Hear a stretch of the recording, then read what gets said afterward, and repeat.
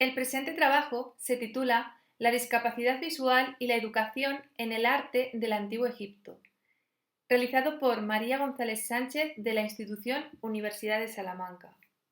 En este trabajo se va a ahondar en el Antiguo Egipto, puesto que fue una civilización que presentó actitudes sociales considerablemente avanzadas para su tiempo, puesto que a pesar de vivir en el mismo contexto temporal que otras culturas, adquirieron una benevolencia y una comprensión hacia las diversidades funcionales que no se habían percibido anteriormente, y tampoco serán advertidas con facilidad en el futuro. Un claro ejemplo de ello es que gran parte de la historiografía apunta a que durante el Antiguo Egipto se estableció el primer programa educativo documentado y dedicado a las personas con ceguera. Se debe presuponer que uno de los puntos principales y necesarios para llevar a cabo todo este comportamiento sería una emoción, la empatía. En las orillas del río Nilo encontramos una de las civilizaciones más importantes de la antigüedad, la conocida como Antiguo Egipto. En el Antiguo Egipto, las enfermedades y diversas aflicciones estaban más que presentes en la vida de sus habitantes. De hecho, afectó a la actitud de la civilización hacia las diversidades funcionales, ya que muchos de ellos padecían tracoma. El tracoma era una infección bacteriana que afectaba a los ojos y que, debido a la escasa higiene y a la atención médica de la época, acababa dejando cicatrices y provocando la pérdida parcial o total de la visión.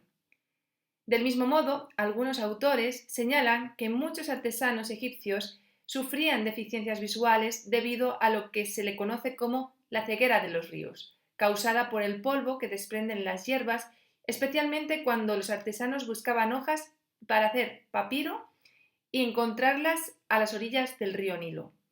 Este escenario provocó un despertar de la benevolencia hacia la discapacidad, especialmente la visual.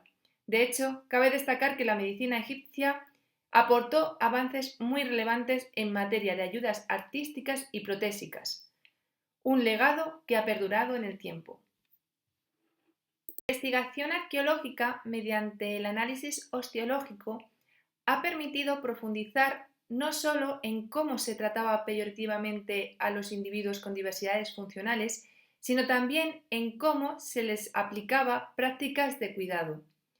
En el Antiguo Egipto existían concepciones en las que el cuerpo, entendido como obra divina, debía permanecer y conservarse en buen estado. Por ello, la enfermedad era vista como el caos del orden divino, que debía ser remediado mediante rituales que combinaban técnicas mágicas y prácticas médicas. Un ejemplo de esto es el documento gráfico perteneciente a la tumba de Ipuy, que como podemos ver en la imagen de la diapositiva. Así como debemos de destacar otro ejemplo, el papiro de Ebers, que lleva el nombre de su descubridor de 1872.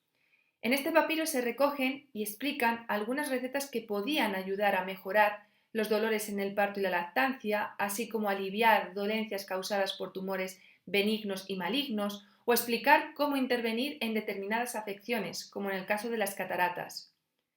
Durante la curación de este último caso, el sacerdote actuaba como médico prematuro y untaba los ojos del paciente con pintura verde derivada de la malaquita combinada con miel, que debía pasar un proceso de fermentación.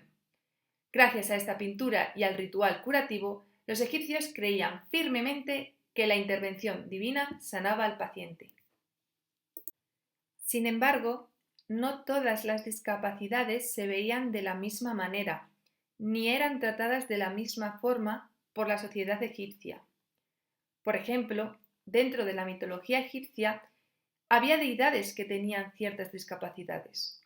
Por ello, estas condiciones no eran tan duramente valoradas socialmente. Este es el caso, por ejemplo, del dios Horus, también conocido como el dios Sol, que era presentado como el patrón de los ciegos, haciendo del ojo de Horus el principal amuleto de la civilización egipcia. Por lo tanto, en el caso específico de las personas con discapacidad visual, eran vistos como seres cercanos a la cosmovisión mágica. Además, algunos especialistas apuntan que durante el antiguo egipcio fue un periodo que era especialmente benevolente para las personas con ceguera, ya sea total o parcial.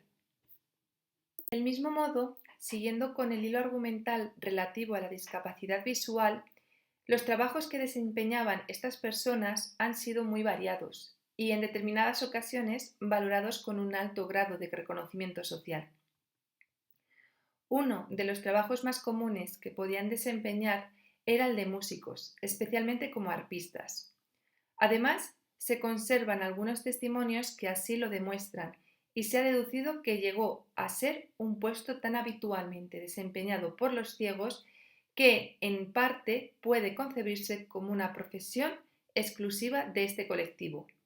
El arpa era también uno de los instrumentos musicales más utilizados durante las ceremonias religiosas, especialmente en las celebraciones dedicadas al dios Tot, como protector de las artes. Así, la música se convirtió en uno de los medios más comunes de comunicación con la deidad de la antigüedad. También se tiene constancia de la más antigua evidencia documentada de una catarata. Está representada en esta estatua, que pertenece al Imperio Antiguo y que se conserva en el Museo Egipcio de El Cairo. En esta efigie, el destello blanco de uno de sus ojos hace clara referencia a una catarata. Este contexto diferencial hacia las personas con ceguera ha hecho que en los últimos años algunos especialistas investiguen sobre el programa educativo que había en este contexto.